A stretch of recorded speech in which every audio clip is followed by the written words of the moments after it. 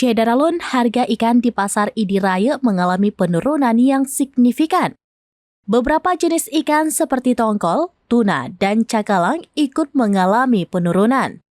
Seperti ikan tongkol kecil dihargai Rp5.000 per kilogram, tongkol besar Rp15.000 per kilogram, tuna Rp20.000 per kilogram, cakalang Rp20.000 per kilogram, bandeng Rp30.000 per kilogram, dan ikan kembung Rp30.000 per kilogram. Salah satu pedagang ikan di TPI Idiraya, Razali, mengeluhkan situasi ini. Banyak ikan membanjiri pasar karena banyak nelayan yang pulang dengan stok ikan berlimpah.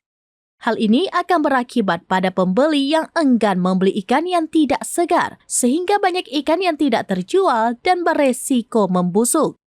Razali menjelaskan bahwa masalah kelebihan ikan di pasar merupakan fenomena yang sering terjadi dan menyebabkan kerugian finansial bagi para penjual.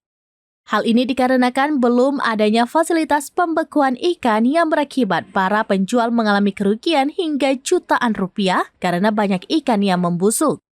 Jika sebelumnya para penjual bisa mendapatkan omset hingga 3 juta rupiah per hari, penghasilannya hanya sekitar Rp500.000 per hari.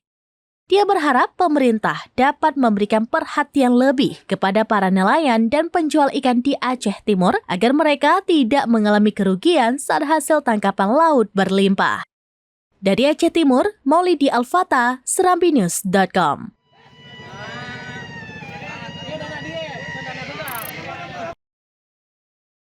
Download Tribun X sekarang, menghadirkan lokal menjadi Indonesia.